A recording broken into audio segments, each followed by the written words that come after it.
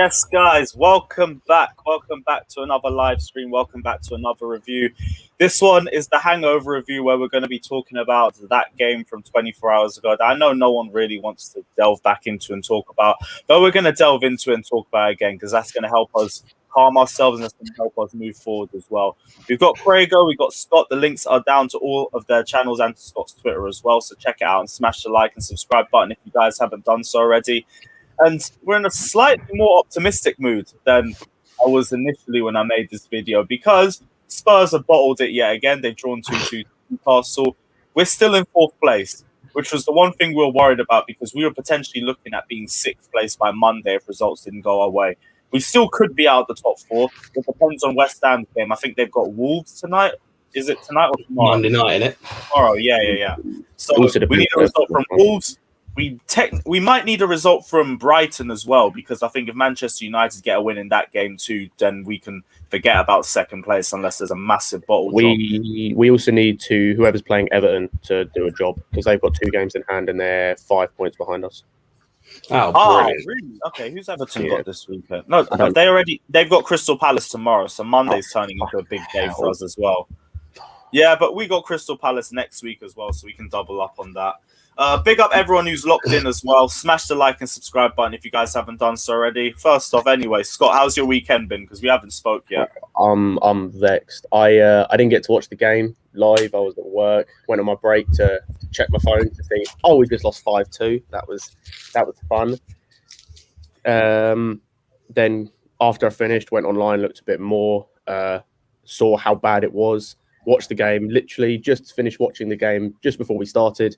I'm vexed about so many things, individual performances. I can just imagine your actual reaction because no one expected 5-2 West Brom. I thought this was a 1-goal game or something.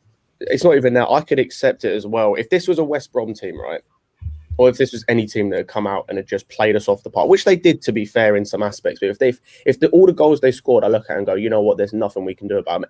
But every single goal is avoidable. Every single one. It doesn't matter how good their play was beforehand, like to end the goal, everything was avoidable. Every single goal, and that's the worst bit. And yeah, I'm vexed about so much. The ref as well. We'll get onto that, but he was a wanker.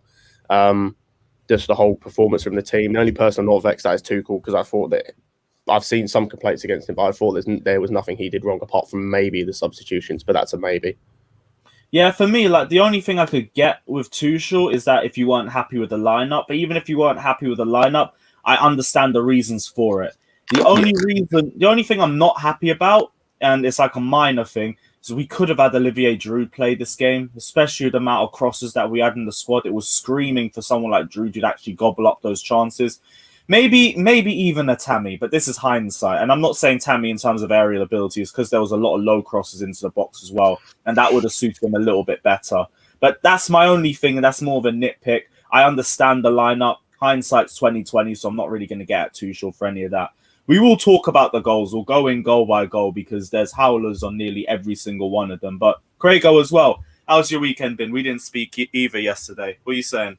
I've just realised your name's still winning the Champions League. Yep. I'm here. I'm shameless. You already know. Yeah. Optimism in it. I mean, I admire it. I admire it. Let's just say that. After a result like yesterday, I don't blame you for losing all of that optimism, but go off anyway, man. Yeah, no, I mean, I was trying to get away from football yesterday evening, hence I didn't do anything on Blues Fans TV or whatever. But honestly, I can't say I saw a 5-2 coming. You can't say that, but I saw at some point that we were going to be exposed in a way that I think a lot of people weren't preparing for. And as much as I like some of the football that we're playing under Tuchel, I find that we're very, very defensive, which, again, there's nothing wrong with it if your front three are doing a madness, but they aren't doing a madness. And as much as I'm a big fan of Timo Werner, you have to ask questions, and we still get linked with the same people. Generally, we do. Local team. Big up Sydney FC anyway. Go for it. I like some of the things that we do, you know what I mean? But you've still got to put the ball in the back of the net. And we had chances to do it yesterday and didn't. But I still think that over the last 14 weeks or however long it's been how long has it been that Tuchel's been in charge? About a month and 2.5 months, something like that. Month and a half. No, 2.5 months. 2.5 months. Yeah, 2 months or whatever it is that he's been in charge. I look at it and think we've done very well defensively. Let's give credit where it's due from that.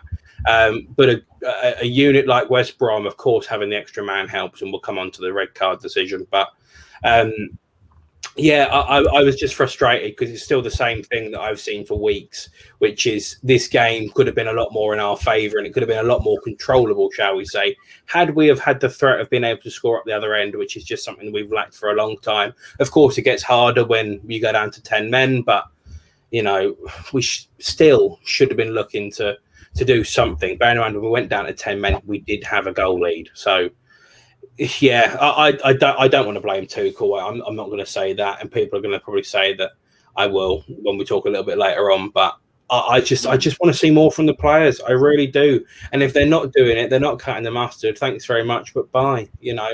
Because you can't afford to carry people. And we tried to carry, probably 3 would be harsh, but definitely 2 forwards yesterday. We tried to carry them with no luck at all.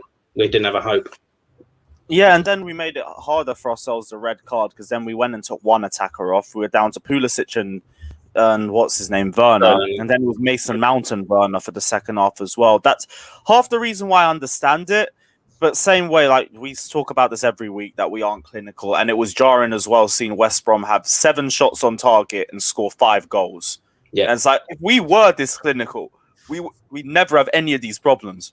Yep. We probably wouldn't even be worried about top 4 being such an open race now because we lost this game.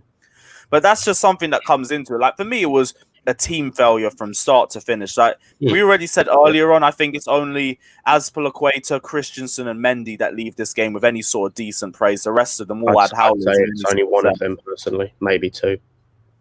Who would you say then? Because we all agree it'll be Mendy. Mendy for me. I think Christensen, I won't say had an awful game, but there were times like that 5th goal. Diagne just bullied him.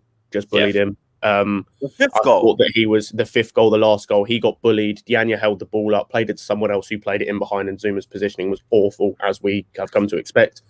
I thought that the first goal, he was partly at fault. I'm going to be real. I've got the 5th goal on here. He don't even do much to Christensen on that. The first goal I understand because the pair of them get caught out for the ball over the top from the goalkeeper. I can understand that one at least. 5th goal, that's all Zouma. Because I literally just saw it up now. He holds him off for like 5 seconds, but then there's a gap in behind and he lays off the ball and Zouma just does nothing.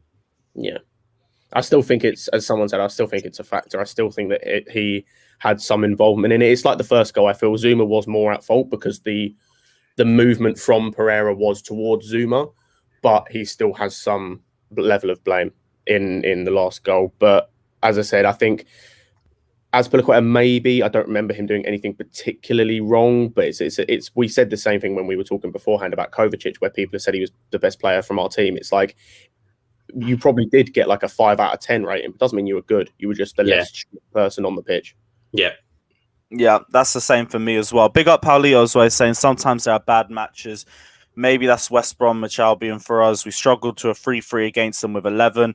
Is surprised we lost to 5-2 and down to because this is about context. You have to take each result with context as well. The 3-3, that was literally 3 shots on target and 3 goals from them. Also, it's 2 different managers, 2 different styles on both sides, 2 different styles of play on both sides. Like the same set of players though for West Brom. Not all. He had Thiago Silva on his first game for Chelsea though. Well, they also didn't have Diagne, Maitland-Niles. They didn't have someone else, I think. Yeah, so it's like 3 or 4 players from them they didn't have. The problem is, I mean, what's the Irish guy's name? Who's escaped me? No, they're left back. Oh, Callum Robinson. Him. Yeah, he scored the same goal 3 times, 4 times against us this season. I can't even remember how many goals he got yesterday. You just play into his hands all the time. You know, he was a sub. I don't know what he was in the first game. He might have even been a sub and come off the bench, or I don't. I think he might have been a surprise inclusion. I think more likely, but still, the fact that you're conceding the same goal and it's the same thing that West Brom did is 2 different game plans, but it's weaknesses in our team that basically gifted them opportunities. We had no left-hand side because Alonso was going forward in the first game, couldn't get back to save his life, and then they kept running at Thiago Silva, who they just had the running of. Can't blame Thiago Silva for that. I mean, he can't get any quicker. That's not his fault. But when he's being hung out to dry, it's going to cost him. And now you look at yesterday's game, you've got Marcus Alonso still going forward. Kurt Zouma's defensive positioning was all over the place. You're giving them these opportunities, and any half-decent player can make you pay for it. Yeah, this is the thing. I think that was more apparent, especially in the second half as well, because we really overcommitted at that point, and we saw it for the fourth goal as well with the corner and the counter-attack. Too many players forward, and that's why I struggled to understand as well, because this took me back to the Manchester City game. I don't know if you lot remember the third goal, and it was very similar where I think we had a set piece. It went straight to Raheem Sterling from the counter-attack, and it was only N'Golo Kante back for that one as well. And it's like, why?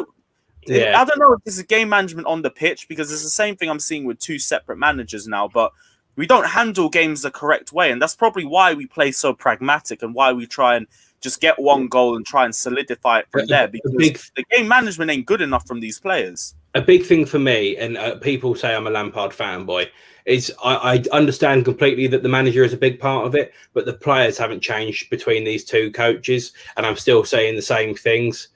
You have to put even a small bit of the responsibility has to be on the players, and a fair few of them have not stepped up and have not been good enough. Again, we've had to try and move people on in the summer. We didn't have a chance to do it because of the old C word in the year just gone. People weren't looking to buy these players, but this is the squad that Thomas Tuchel is happy with. I don't believe that, truthfully. I must be honest. No. But either way, I mean, these players are the ones that are on the pitch and have got to step up for us. And I just see the same problems, like Alonso being slow as shit, which is fine if you're on the front foot, but it's not fine when you're fucking struggling. Yeah, I will say to that point, no manager is truly happy with their squad, because if they were, they'd never make signings. Exactly. Like even Bayern Munich are trying to make signings in certain areas, which means they're not entirely happy with their squad. Man City the same, Liverpool the same, Real Madrid the same, whoever around the world. So no manager is truly happy with their squad. Yeah, let me see this comment as well. Saying, thing that annoyed me the most is that it took 72 minutes to take off Jorginho, yet Callum was taken off within 25 minutes of being a sub. Here's the thing. I defend that slightly, because our only option in that position was Gilmour. See, that's me as well. Like, I understand why you'd be annoyed when you see other players get taken off immediately when they're dropping howlers and Jorginho didn't. But it didn't really make sense to waste another sub on a midfielder who is very similar to what Jorginho would bring to the table as well. We already lost one sub because of the red card, and we're already at the back foot at that point, especially going into half-time, which is probably the most reasonable time to make a substitution like that. You don't waste a second sub. So that's why I understand that we had to commit with Jorginho for the game. Yes, it was a terrible individual performance from him, but we have to take these with a pinch of salt, because it's not happening consistently with him. This is the first awful performance we've seen from him since, I think, Frank Lampard was back in charge. We've seen his turnaround under Thomas Tuchel, so we can't take too much of it, even though it was a terrible performance. I think a big thing as well is saying about going on your point about Billy Gilmour being basically the only sub you could have brought on for Jorginho. Is again, I understand why he was rested yesterday, because he did play a lot for England. But if Mason Mount maybe started in this game, then you could potentially have taken off Jorginho, dropped Mason Mount back, and he could have played that role. I think he ended up doing that, didn't he? Because they did eventually, yeah. They did eventually, but if you could have done that from the start, rather than taking off Hakim Ziyech, for example, if you took off Jorginho and slid, Pulisic started. If you could have had Pulisic and Werner up front or whatever, maybe it makes it a little bit more. And a lot of people I know they're not going to criticise Mount for yesterday, because there wasn't a fucking lot he could do after a while. But this is why having someone like Mason Mount and Reece James, another one who could potentially play inside as well, having this kind of these dynamic players that can play in multiple different positions are so important, just in case it goes tits up.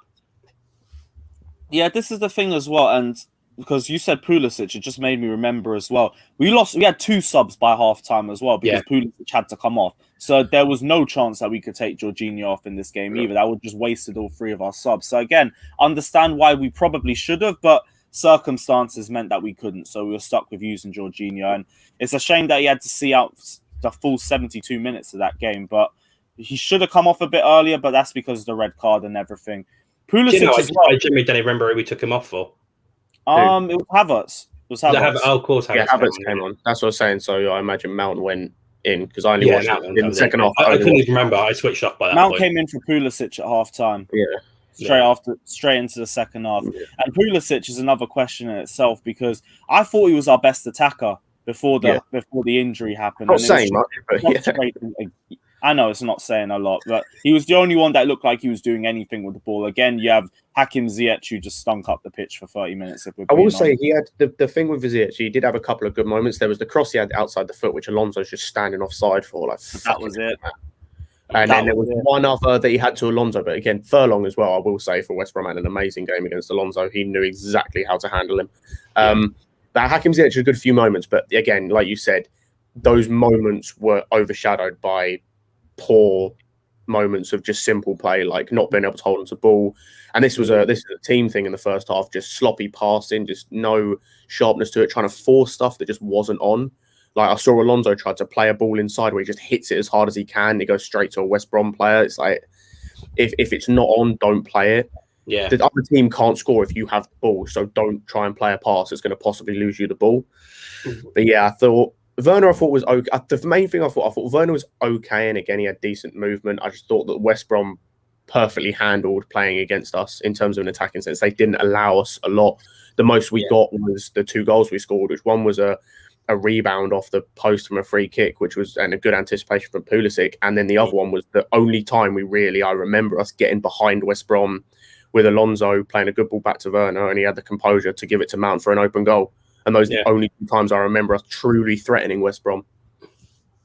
Yeah, and this is the problem that we alluded to at the start as well, where our attackers just don't really have that much presence about them. And this is where the problem is for us, because even when we went down to 10 men, even when we were getting pammed in the second half, like we still made chances. But again, we were just wasteful time and time again. And $1 million question, just how do we change this? When are we actually going to start taking more of our chances? Because even in corners, like we wasted chances through corners, we wasted chances in open play. And then on the other hand, you got West Brom counter-attacking with us at pace because we've overcommitted at that point, and it's leading to us conceding more goals. Do you know what? I just think it's a personnel thing, to be honest. I think that the only 2 natural goal scorers we've got in our team are actually no, the only one. I don't even know if we've got 2 at this point. Like the only 2, maybe you can say natural goal scorers are Havertz and Abraham, but Havertz just came off. I wouldn't say he's a natural goal scorer, though. That's the thing. I would say he's more of a link-up player. Like he finds ways. He digs them out of nowhere. Yeah. And I'd say with Havertz, like we saw, he played. I've made a note of it. He played something like 212 minutes over the 3 games over the international break. You can't be expecting him to come and start this game and run him into the ground. You saw what happened with Pulisic, and he played far less minutes. Abraham, I'm still hit or miss on because I think his all-round game needs work, and I don't think he's going to be here next season because this contract thing. And yeah, so I think it comes down to we need a natural goal scorer. I don't care whether that's Haaland or Lukaku or Aguero we've been linked with. I just want someone who can score, who I don't care about anything else, because we've seen that we can make chances at times. Like Lukaku in this team, he might not be a brilliant footballer in other aspects, but as a goal scorer, there's very few better than him at the minute. And I think he would have bullied that West Brom defence. Yeah, which is why I've been saying we've been linked to someone who's got that sort of profile about them. We've already spoken numerous amount of times whether we prefer Lukaku or Haaland, but I prefer Haaland, but Lukaku's a good backup. You're Haaland first over Lukaku. Okay, yeah. Interesting. We'll hold that because I can't lie, that's going to be another debate for another day. But we'll talk about Christian Pulisic, because I know, Scott, you wanted to discuss this as well, because he pulled up again, and this one was. It's getting more and more minor. It was similar to the Burnley injury that he had back in October where he got injured in the warm-up. But this one, I don't know if he pulled up earlier into the first half and he was just checking himself going into the second half. But he literally took one sprint towards the first cone and was like, I can't play. Literally walked back down the tunnel. What I will say is this highlights the point I made earlier about you can't moan at Tuchel for like the lineup or anything. Because as I made the point that over the international break, Pulisic played 140 minutes for the US. They only played 2 games. Mount played nearly 100 minutes more mainly because Gareth Southgate's an idiot. But so that's why I understand that certain people didn't play. Silva playing because he didn't play any minutes over the international break. Jorginho didn't play any minutes and was in good form. And we've seen a guy who comes back from an injury or from multiple injuries. We've been playing him here and there to be fit, to come in, start, and he's off at half time from another injury and he's barely played any football. And it's just, I don't know what to do with him anymore, to be honest, because it's how much are you willing to risk it?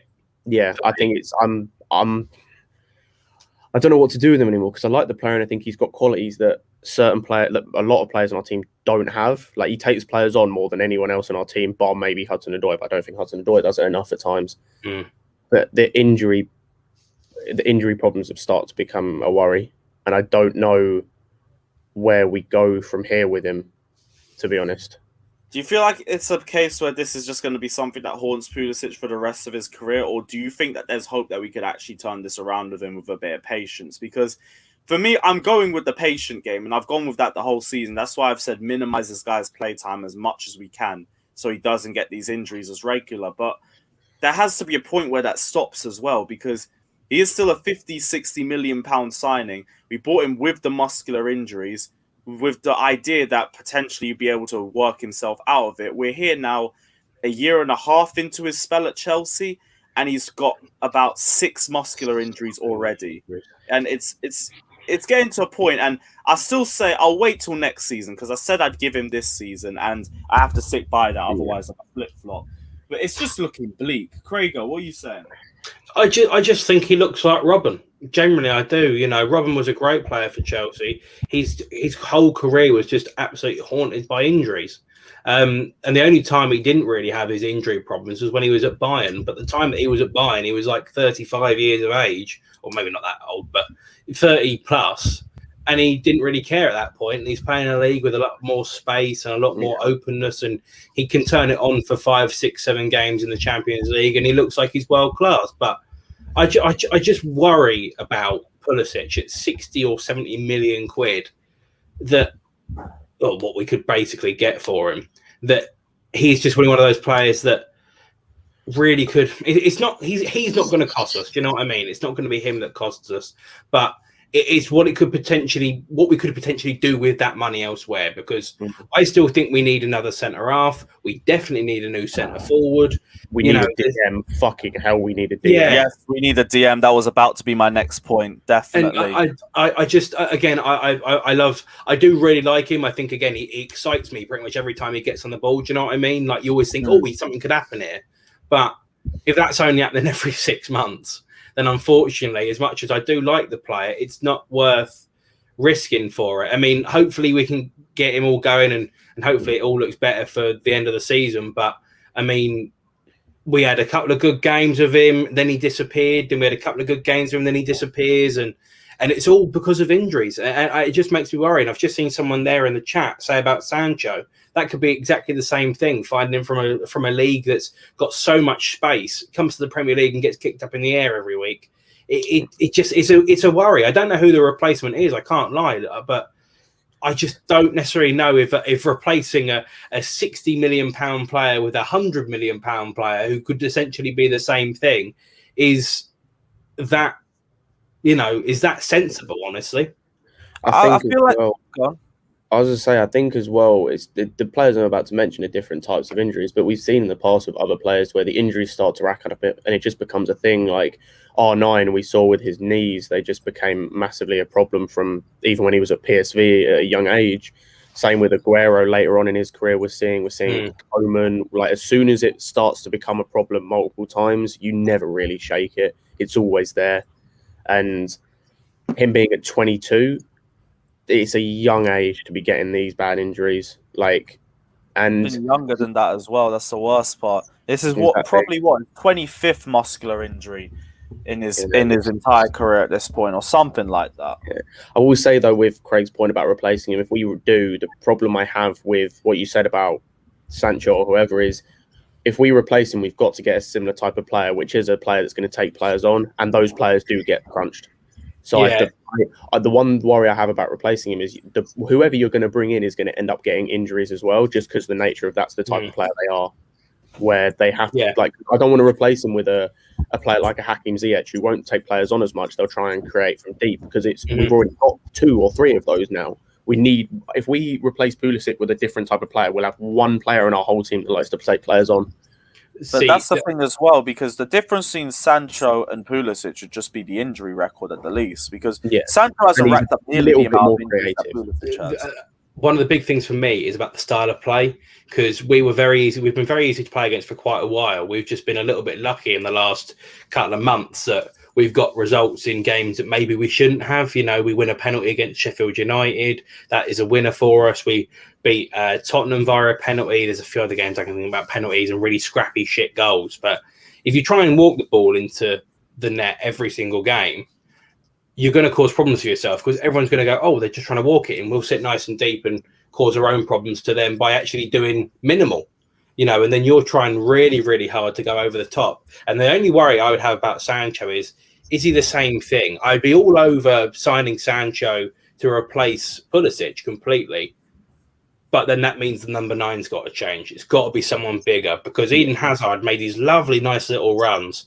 But whenever we played him in a false 9 and played some very similar, where they all interchange together and take people on and drive, we never had the same end product. We've always been better as a club, as a team in general, with a big striker. Even Morata, he's not that big, but at least he was tall and you could whip some balls into the box to him. As much as we all know he was shit, at least it was a different way of being able to play. And I think if you continue to do the same thing over and over and over and over and over again, with trying to walk the ball in the box, you basically turn into what Arsenal did, but they relied on Van Persie. And that's not what I want to do. You know, Arsenal were probably the best football playing side in the league for about 5 or 6 years in terms of how nice and lovey-dovey their football is. They don't win football games. They don't win trophies. They didn't win silverware. They've now started to change it with Aubameyang and Lacazette up front, 2 known strikers. I mean, obviously Aubameyang plays left wing, but 2 bigger known strikers that offer something a little bit different. And now they've started to be a little bit better. Not perfect, of course, but still a little bit better going forward. I just don't want to continue to do the same thing over and over and over and over and over again. When, again, buy Sancho and whatever, if that's the replacement you want, great. Still got to change the number 9. I think Werner could play that role, which is the little bit of the argument I would have, that if it's coming down to Sancho or a brand new centre forward, it's a centre forward. Yeah, it has to be a centre forward at the least, because then we could see how Pulisic runs out for another season, and I feel like that will be the final test for him as well. But even if we want to sell Pulisic first, like, how much money would you even expect to get for him with all these injuries? Like, we'd probably make a loss unless Marina pulls some magic out of a hat again. It also depends on who's interested, because I can't see who would be interested at the minute, because I'm trying to think, like, in the Bundesliga, I'm thinking, like, Dortmund don't really need him unless Sancho goes. Yeah. I don't need him. They've got 5 wingers at the minute, for Christ's sake. Liverpool, I know, are in for him allegedly, or were. I don't see him going there. They don't need him. Unless Liverpool and United were rumoured to be interested in him when he wasn't getting a lot of game time. Don't sell him to United. Like, that's the only thing. Liverpool, I don't see needing him, because they've got Jota, Salah, or Mane, and if one of them leaves, I can see him going and getting someone stupid. When I say stupid, as in, like, they'll go and get like an Mbappe or something. I can just see that happening. Yeah. But yeah, I just don't see, realistically, I think if he goes in, it will back to the Bundesliga, but I don't see what team needs him. And if it is a team, it will be a team that can only really afford like 30 million, like a Frankfurt maybe. Someone said, how about Grealish? But Grealish would cost us 100 million. That's a English. I'd love Grealish, but English tax, man, he's going to cost us well over 100 million. You could probably throw Pulisic in the swap deal if you wanted to, but I don't think... to Aston Villa? Yeah, that would go. Yeah. Pulisic would never accept that. Drop. Highly doubt it. Fucking Dortmund, Chelsea, then you go fucking Aston Villa. That would be mad. Fata, talk to me, man. What were you going to say? First and foremost, rest in peace, Roy Wilkins. 3 years on this day, man's passed away as well. And secondly, credits to Chelsea ladies as well. I think they won a game today. I can't remember who faced against, but hats off. But for me, Lewis, I've been thinking hard and long after yesterday's defeat. It's more for me to conclude that basic fundamentals, mentality, intensity, energy, everything went terribly wrong after that game. Lineup no wise, passion, there is no aggression, there is no fucking mindset. yeah, I agree. Everything went wrong though. Like tactically, you cannot deny that that Tuchel made it. Like substitution, well, I can understand that, and the fact that after that 10 men, everything that went to plan, it goes out the window. I think when the lineup came out, you were expecting, like, I was expecting to see that, okay, we get a 2-0 lead, normal Saturday Chelsea resume and all that. And after that send off, everything went completely out of the window. So honestly, God, like, I feel a little bit relief on what the results came out today, but I'm not really judging on the other results to, the mentality of this team. You cannot drop 1 second, one game at a time, especially against West Brom. Yes, I understand they're fighting for survival, but you have to treat the game from now on until the end of the season as if we were in the final. Yeah, the only thing I will say is thank God no one's made us pay for this yet. There's a Liverpool result, but the Liverpool aren't really, I don't think, are too much for us now. And also, my main worry was the West Ham and the Spurs games. But Spurs already got points. And I said this to you yesterday, and my other concern is the domino effect. That we've had this good where we go on this unbeaten run, about 12 matches, I think, when we ended against Everton, and then again with Tuchel. Is it gonna happen to us again?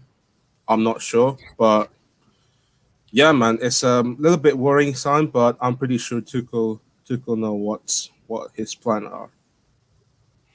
Yeah, like the one thing I'll say is we can probably try and throw this down as just one freak result, but that all depends on the Porto game, because the Porto game's now got a lot more added pressure on it. Because if we drop points, suddenly it looks like we're falling off the rails, just like we did under Frank Lampard. And it's not to say that we are, but that's what the perception's going to be from rival fans. That's going to throw more pressure onto us as well. Big up Johnny as well for joining us, bro. What are you saying, man? Yeah, nice one, Lewis. Big up, everyone. Everyone in the chat. Like and subscribe, all that jazz. I've calmed down since yesterday. I'm quite fortunate that Spurs have dropped points. Thank God. We got another 30 hours to survive tomorrow, though, unfortunately. Well, I just find it humiliating if they went above us on goal difference. I just didn't want that scenario. I know you said you don't worry about Liverpool. I kind of do, out of everyone. I think that is it Liverpool that's scaring you the most? Yeah, I think they're going to go on a run. So they're 2 points behind us now. Yeah. Okay, no. I was worried before. Now, cool, because I think they were that close to us before the game. Say nothing. That's fine. Yeah, I was really hoping Arsenal could get a draw. Wait, run of games. Have you seen their next few games though? They got Real Madrid, Aston Villa, Madrid again, Leeds United, Newcastle, then Man United. I could see some slip-ups there too. I think everyone's got slip-ups, whoever we're playing. I mean, we didn't expect that yesterday. I mean, that caught us completely off guard. I don't think we're going to see a game like that again from under Tuchel. I think that was just like a one-off. We've been playing so well. I think everyone's our Mason Mounts, Havertz's, Christensen's, Rudiger's. They're all tired. He didn't want to play him. He was forced to bring on the three of them, except Rudiger. We just had Jorginho, Kovacic, Zouma all drop stinkers, and that cost us at the end of the day. We are a good enough side, even with 10 men, to hold on at least to the bloody first half, and that's what annoyed me so much. And to go 2 goals behind, that just done it for me. And the 5th goal, whatever. But I just think we're good enough. We were good enough, and for me, I've said it. We should have played Billy Gilmore instead of Jorginho. for me. But Johnny, can I ask you that question? Yeah, do you think yeah. that Tuchel put a lineup yesterday because he believed those players can do their job still? What, as in the Jorginhos and Kovacic you talking about? Yeah. What, as in he's played them because he thinks they can do the job? Well, they should do the job. I mean, if you can't beat a side that's basically staring relegation in the face, I don't know. I mean, I don't know what to say.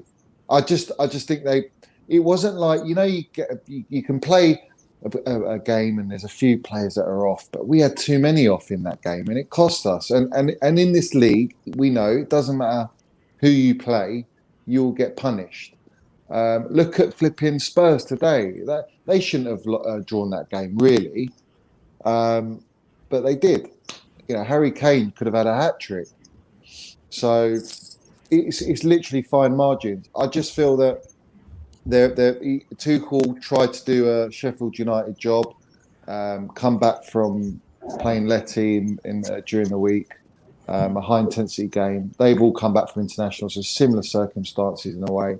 And, he's made quite a few changes, and he got away with it in the quarterfinal of the FA Cup against Sheffield United. He didn't get away with it on this one. And he even admitted he was caught off guard. He made all the players go to training today, so I'm told. And I like that. It was yesterday's after the press conference. He said that. Yeah, and I like that. I mean, that to me is that shows some grit and that mentality of almost German mentality. Really, I'm not going to accept that. You're not going to get your day off tomorrow. You don't deserve it. And I think that we'll go to the Porto game, and I still think we can make top four. I just think it's what's the phrase? Just a back to reality, really, because we all thought we were unbeaten. We all thought we'd go unbeaten all the way. It was a slap in the face. Yeah, it was big time. Yeah, Johnny, talk to me about Pulisic as well, because we were just discussing it a little bit earlier before you and Fatih popped in, and we were talking about the likelihood of us continuing on with him through next season, and also whether you even see it as worth it right now with the amount of injuries that he keeps racking up. What's your thoughts? I mean, is it a serious hamstring right now, or is it just a little? No, it'll probably be another few weeks. His hamstring. But he always needs a few games to get back to his best as well, which is why it's always recurring and everything. I'm frustrated because he looked like he was actually getting a nice run of games. He was getting a bit of momentum, and he scored international. He scored yesterday, which was great. But he's fragile. I don't know. Maybe Tuchel shouldn't have played him yesterday. The argument for playing Pulisic yesterday is he was rested pretty much. He played for America, but I mean, how many minutes did he play? Like 110? 140. How many games did he play then?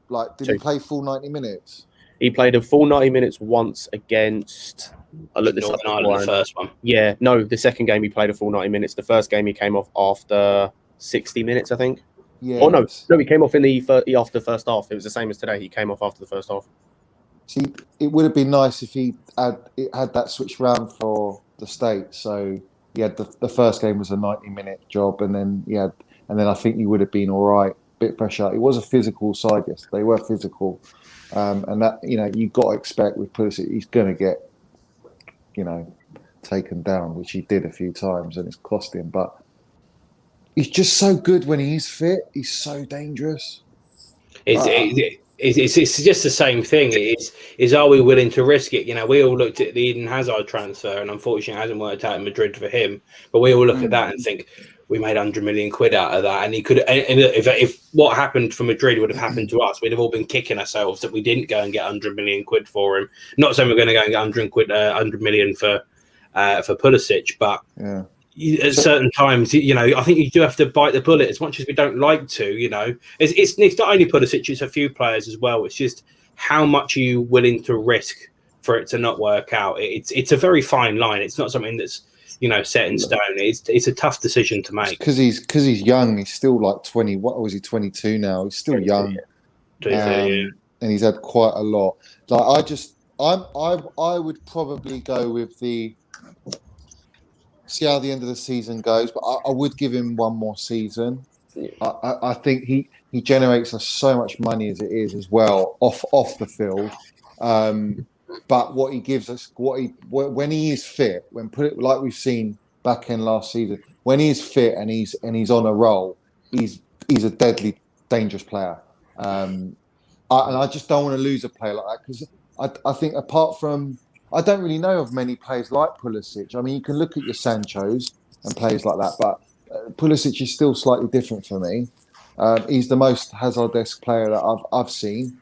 I mean, name me any if you know of any, but that's why I'd keep him. I'd give him one more season. I know it's frustrating. A real worry for me with Pulisic, and it's not his fault, but the best times I've seen him at Chelsea, he's played with a bigger centre forward, with a Giroud and Tammy last season, and even at points this season. And again, it comes back to the same thing about being able to play different ways. If you want to play Werner down the middle, which definitely is an option completely. Not one that I'd probably take up often, but still an option for us to play with. Then you've got to be able to have someone who can do something different, which unfortunately is not Pulisic. It's almost, for me, it sounds a bit mad, but it feels like you've got to pick one or the other, because we've got a lot of players in our squad that are all very similar, very small, very quick, very agile, but also there's a big lacking of players that are big, physical, strong. And you look at the players for West Brom yesterday that did a madness against us. Degana, the three centre halves, the other geezer's name I can't bloody remember. About the CDM. Robinson, done us. Yeah, big players, big physically strong players, and it's something we lack. I'm not saying you need to go and get a full 11 of complete shithouses. Like 8'4". We're not going to turn into like the Monstars team from Space Jam, but you do have to be able to have multiple different aspects to your team. And I feel that we're struggling to do that. We were light up front. Ziyech is light, and he's had already two runs of injuries. Pulisic is light, and I think we're light all over the pitch. Generally, I don't think it's being light. Midfield, we were awful. The thing is, if we're light in the wrong areas, like it's okay to be kind of light on the wings and stuff like that, but like in the center, you need that physicality in the Premier League. I'm sorry, like you'll get it doesn't matter. Your talent is not gonna always win. You need that physicality, and you need to get stuck in. Like, you feel me? I think it depends. It's a team. You're trying to build a team. You've got to have different aspects of the team. I also think it depends sometimes, though, because you up front, you'd have thought that depending on the way that we were going to play, having three light forwards, so to speak, against that back line would work, because they should be able to out skill them, get around them, dribble around them, because they're big centre backs, they're not as mobile. And I think in the midfield, we've already seen this season in other games where that midfield pairing, even though they're not the most physical of players, they still handled more physical midfields. Like, you look at that Tottenham game, the midfield they had, we lost them. And there's been other games, the Atletico Madrid, the first leg, that midfield that they had was very physical, but we bossed them. And I think it's just dependent. I think it comes down more to the way that West Brom and Sam Allardyce in particular set up to play against those players, rather than the players themselves not having certain qualities. Because you saw, particularly in that first half, that West Brom would press when they needed to against certain players, but weren't press heavy. They'd sit back and sit deep when they needed to, when we had a lot of the ball. But as soon as we had it around our back line and they saw the opportunity to get us, they would press straight away. You're right. It was a fluid transition. They pressed our pivot. They pressed Kovacic and Jorginho. They pressed weaknesses that we showed them. Exactly. They didn't press all the time, but they pressed when they needed to. When we gave the weaknesses we have, our pivot, we know when you put them under pressure, they're not the best physically, especially Jorginho. Kovacic could get away with it because he's good on the ball sometimes, but sometimes it's risky. And they especially went at Alonso. They tore Alonso apart that game. Once we went down to 10 men, they realized that, okay, let's get at him. That fence line exposed so many times in that game. And this is my thing, guys, is that we know of all these weaknesses. It's just that Tuchel's done so well to pave over these cracks. Taping over cracks for a while. Yeah, and it's gonna show, and especially after international and fatigue and many changes again. It's you're not going to always get away with it. Like you can't say that we're confident to go for the whole season with Alonso, Emerson, and Chilwell. You know what I mean, for the whole season, or a Jorginho, Kovacic, Kante. It's just not. Kante's getting injured. If Kante, you showed that we missed him badly yesterday. Yeah, John. I think as well. It comes back to a context thing where, there are deficiencies in players' games, but I think again going back to West Brom, they made those deficiencies look like the worst they've ever been. Like Alonso, we know is poor defensively, but we know he's pretty good going forward. But as I said earlier in the live, Furlong had an amazing game defensively, had him in his back pocket. And then Phillips and Pereira just had him every single like that. The third goal, the one that Robinson scored when he was in space, I think it was. Furlong just gets past him so easy. Oh my god, it made him look even slower. Yeah. You say it was a good goal. It was not a good goal. Like it was a good finish. It was a good finish, but he shouldn't have been in that space. Yeah, we gave him the goals, guys. And then that's what's upsetting. That's the thing. That's my point. Every single goal was given to him by us. Yeah. Every single goal was This is how I know Mason Mount was absolutely so tired. Mason Mount would be tracking back normally. The kid has energy and he always tracks back. You could tell like his legs were just so gone. Southgate, I don't know why he abused him for England. I don't know why.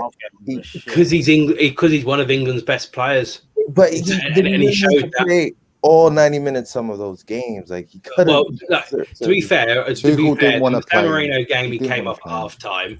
The Albania 36 minutes. Yeah, the Albania game we did need him, to be honest, and then the Poland game was just a shambles. So it makes sense, but again, if this was it's a very different year because we've obviously played 3 internationals in a space where we'd only have normally played 2. But if you looked at Lampard, for argument's sake, if he played both times for England, we wouldn't be batting an eyelid about it. And I agree with you. I do think Mason Mount is knackered. And I also do think a big part of yesterday, him not tracking back, is because he was told to go and do the offensive work and try and get us back in the game. Which you can appreciate that, but I wouldn't only pin it on England because there's a lot of players for a lot of clubs that played a lot. Havertz even looked so tired. Havertz played 3 minutes. Johnny, to go back off your point, I feel like it's credit to Tuchel for kind of like hiding those weaknesses for a little bit, like majority. And to put it in the context, we were playing if we had all 11 and we went up, I don't think we would have lost that game, to be honest. Even though we did have all 11 when we went up. I'm just saying we wouldn't have lost if we had all 11. I feel like we went 1-0 up, and then we were made, and it was our own fault. Like, to be honest, we literally. They did well to take their chances, but we literally presented them those goals. Yeah, every single. The majority of those goals were individual errors. And what's worrying about that? I feel like low-key, it's kind of like not a blessing in disguise, but it's to show us let's not get too ahead of ourselves and let's get overhyped. And I felt coming off that, I felt like the players like Kovacic, Jorginho, and arguably like. Not the attack. The attack we know is a bit flaky still, but I just felt like the defense and the attack were a bit too overconfident. Like they kind of didn't show enough respect to West Brom, in my opinion. They played within themselves. We almost also as well put too much faith in them. We've gone for let's not concede multiple goals a game and we'll try and win it 2-1 or something like that. I still think we need to focus on scoring goals, and when you try and walk it in, it becomes vastly impossible. And it actually comes on to this point here about what should our priority be, a CDM or a striker. We need both because we need someone that can do it for both inside the box and outside the box. It's kind of worrying that I look at our past fixtures. I mean, we scored 2 against Everton, but we're really not scoring like that. We're trying to walk the ball in every week. It's worrying. It's just, I mean, you saw Kane today. I mean, sorry, not Kane. Who was it? The first game was Southampton, came from behind. 2-0 down against Burnley, came from behind. And the goals that they scored against a low blocking Burnley side, They were 2-0 down and they come and won 3-2. If we were 2-0 down to Burnley, I hate to say it, and maybe I'm being a little bit of a pessimist, I don't have 100% faith and confidence that we were even getting to 2-2. We haven't been presented with that. You see Southampton that are doing bits, even scoring in different ways and different varieties. The one they flipped over to the back post, and whoever it was at the back post drills it home. It's just different ways of scoring goals. And I find that we are very, very predictable and very easy to play against. And that's come from a long, long time. That's not a Tuchel thing. We don't have goals. We don't have goals in our midfield. We don't have goals. We don't need to. We don't have enough goals from Alonso or Adoya's wing back or whoever's playing wing back. So you're relying purely on your front three, and they're all not really playing that great. Scott, you know what I mean? So where are your goals in the midfield though? It's not the Mount and Havertz want goals from, but in terms of like Kovacic and Jorginho and Kante, or even like the fullbacks, I don't expect goals because you don't have to have goals from those areas. But that's if your front three are firing. Yeah, I think that's the thing. But I think I'd say I wouldn't look at our midfield and go, oh, they need to be doing more. I'd say it's our front three needs to be doing more because if you look at other teams like Liverpool's midfield, don't score goals, but they don't have to because their front three, or when Jota comes in. They score all their goals, and they got Wijnaldum pops up with one every now and again. It just makes a difference. But you don't rely on him. Exactly, and I think that's the thing where you don't have to have a midfield that's full of goal scorers. We don't have to have a Frank Lampard in our midfield who scores goals all the time, but it means we have to get our front three firing. Yeah, it's a system for me. It's a system. You're relying on your pivot and then your wing backs. And then, I was going to say, strikers the super chat saying, "Can we agree our priority should be a CDM more than a striker?" We both already said I'd rather we go for both, but I still think we need to get a natural DM as well. I've been saying that. We've never replaced Matic. It's both. Both. Big up Levan as well. Why do we capitulate when we go behind and have a shocker start? It's like players give up and don't bother. And why do Chelsea always lose badly? That's been low-key a recurring theme from us. Yeah, we lose whenever we lose games, we lose them badly. Like we don't ever just lose by 1 or 2 goals. We get pammed. I think that goes back to something we mentioned earlier, where it's our weaknesses. Where as soon as a team like we saw West Brom, they know our weaknesses, they exploit them, and we get exploited. We saw that Alonso wasn't good yesterday, Jorginho wasn't good, and they exploited that. That's why they scored, and I think that's what it comes down to. It's just as soon as a team identifies our weaknesses, they get at it, and I think that's the thing. That's just why we lose so badly. I don't think it's a case. I don't think it's a mentality issue personally, because we've got one of the in terms of managers, we've got one of the guys with the best or the hardest working in terms of mentality. That's what he had. He thrives on that, or he works on that hard. So I don't think it's a problem with mentality, at least for the majority of players. I think it's just a case of that they have deficiencies in the game. Wait. Breaking their heads went. That Law's at it again. Antonio Rudiger sent home early from Chelsea training today after a bust-up with Pepper.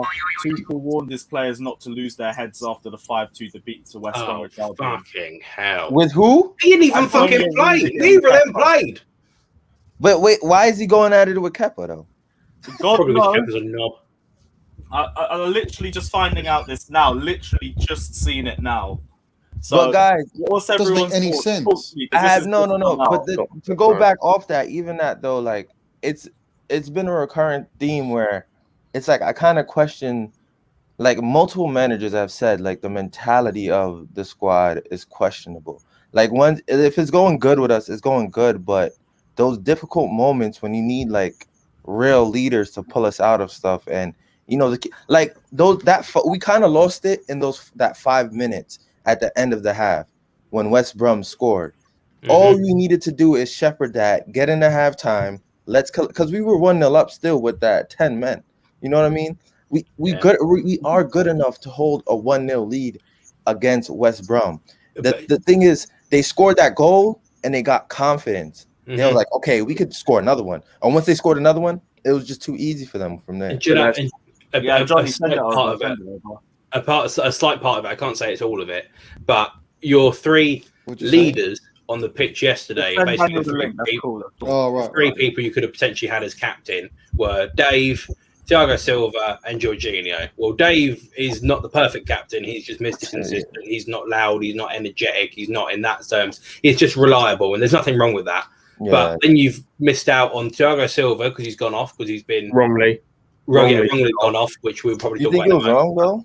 It was Wrongly wrong. gone off. Yeah, I'm wrong. not necessarily saying. So, the first yellow card's a yellow card. The second yellow card's never a yellow card in this Yeah. game. If that's a yellow card in this I game. just- I don't want to play I this game. think Thiago Silva should have the experience too, though, to not like when you. He didn't have a choice. He He should have stood in black, though. Like, Nah, he man, left- he wasn't. It was Jorginho, Zouma, Kovacic. They're all shit in front of Thiago, and he's just come into the game. He's just coming back from not playing 10 or 11 games, and straight away from the get-go, they just exposed him.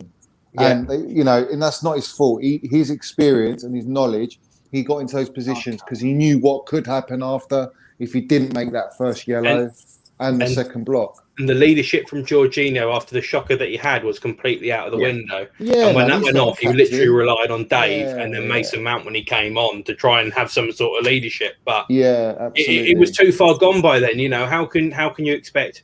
How can you expect those two to be able to turn it around on the pitch? It's nuts. It's really harsh. But we'd already lost that game by the time that we went 2-1 down. Their heads were gone. All their heads were gone. They really Alonso were. was playing. Now you guys Alonso was say playing that. cam roll. Like at I've one just point in found the out game. the little things on the Rudiger and Kepa argument. What was it? Tempers boiled over in training on Easter Sunday as Kepa and Rudiger are involved in a heated argument that results in the pushing match between the pair before Tuchel sent the Germans to the changing room 5 minutes before the end of the session to calm down.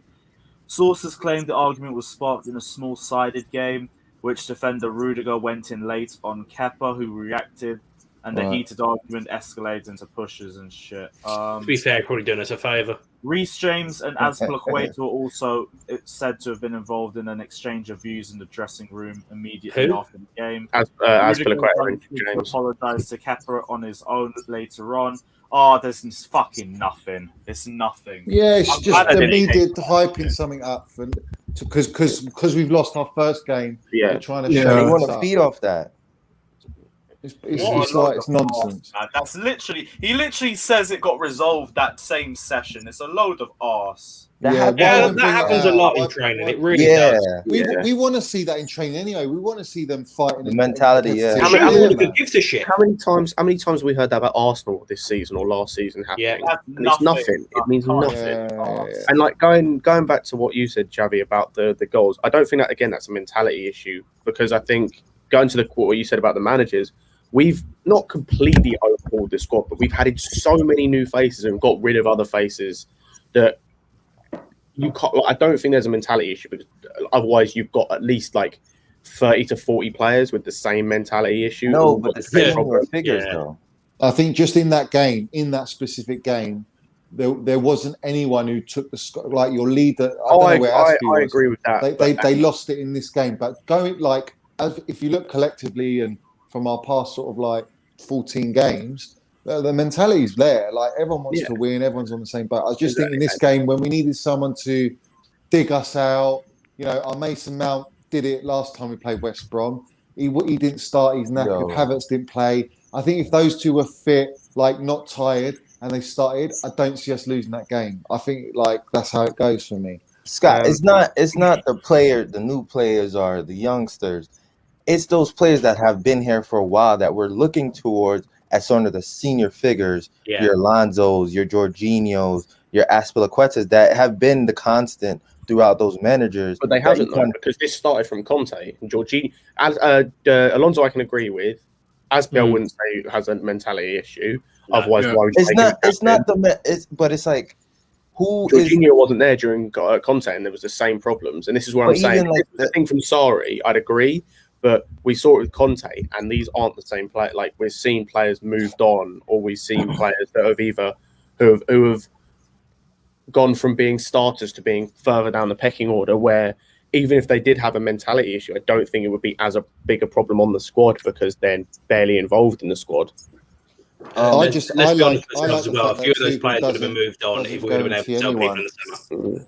Do you agree? Like Tuchel doesn't guarantee anyone a starting place. Maybe Mount, you could argue, but the rest of them, I mean, Azpilicueta right now, yeah, but there was a interview with Marcotti, and he came out and he says, I don't think any of these players are guaranteed to be in Tuchel's first 11 next year.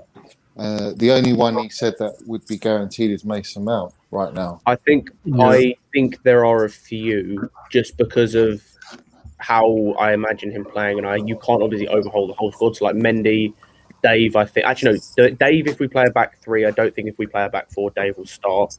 Yeah. I see Reece James being involved a lot. Might not play every game, but I see him being involved a lot. I see Havertz being involved a lot. Kovacic being involved a lot. So there, even though no one's necessarily guaranteed, I see a lot of people being involved across the majority of the games. Just because you can't overhaul an entire squad, it's just impossible unless you're a Manchester City. Yeah. I think he's talking like certain people generally speaking. Do you know what I mean? I mean, it's not realistic to just go, yeah, you're all binned. We're selling you all, and then we're going to buy a whole new squad. But I think like there are questionable positions out there where I would replace quite a few if I'm being quite honest. That and first I've been goal was saying it for a while. that we conceded.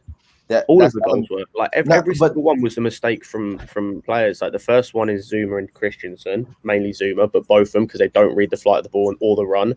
The second goal was just a Reece James, like just clear the ball. It's the end of the first half, just clear the ball. You're down. Jorginho.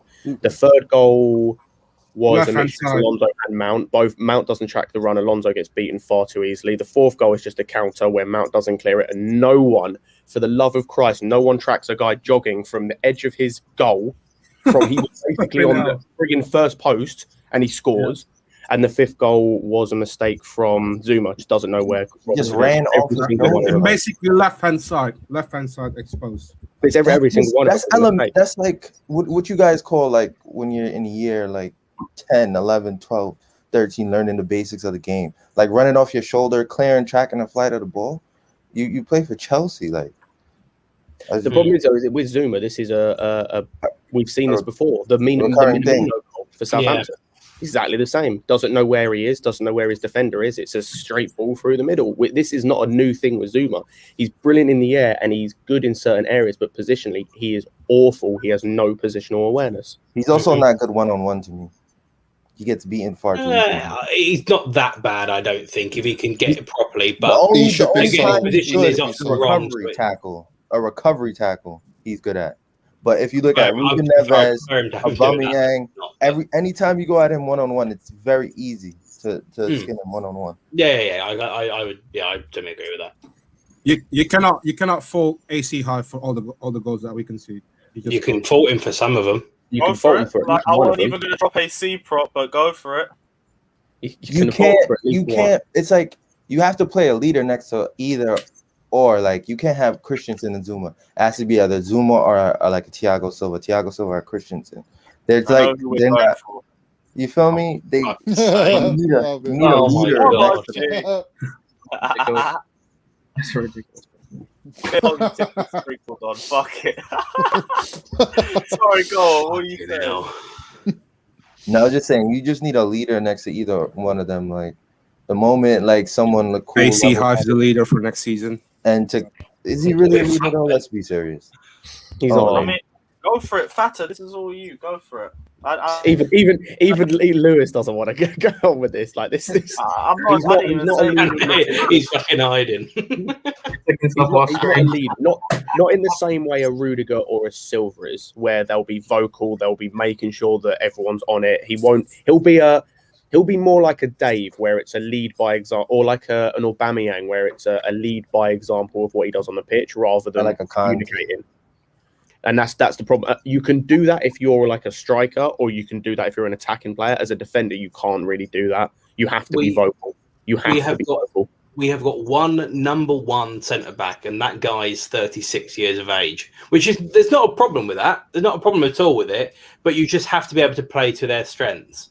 And what you played with Thiago Silva yesterday was probably a number two centre-half, makeshift centre-half in Dave, and then probably a third choice or even a fourth choice centre-half in Zouma.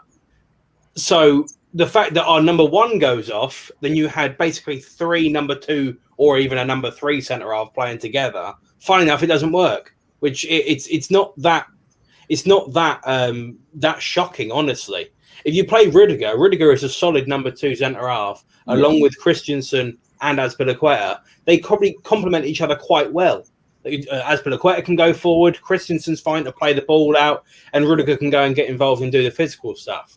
But with the mare that Zouma had, he basically played like a third or fourth choice centre-half, and it just gave him no hope whatsoever. We required a hell of a lot of effort, and Zouma wasn't able to do it. I'm not going to blame him for that. He hasn't played in God knows how long. But let's be real with ourselves. If you're trying to push for titles and shit, that ain't going to hold up for long. Do you know what I mean? He's a good squad player for where we are. He's a good squad player. If we want to progress, because I watched AFTV after the game yesterday where DT was saying the same thing about a few of their players, where he's a good squad player for where we are right now, but if we want to progress, he's not the guy. Yeah, completely agree. There's a few players like that where we are. No, there's many a player. There's many a player you can say. I can get in here.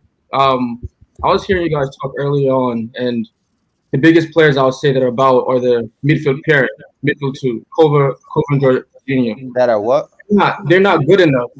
Yeah, that's a fact, bro. And they're too easy to play. I say that is because they're specialist players, but they're specialists in shit that we don't really need. That's a fact. They're specialists in keeping the ball, right? Mm-hmm. And you keep talking about Liverpool's midfield who don't score goals or give you assists, but their specialties are in actually the defending and pressing, and actually like Fabinho is probably the best DM in the league. Right, so you can say, he's not going to give you goals or give you passes into the box, but defensively, he's great.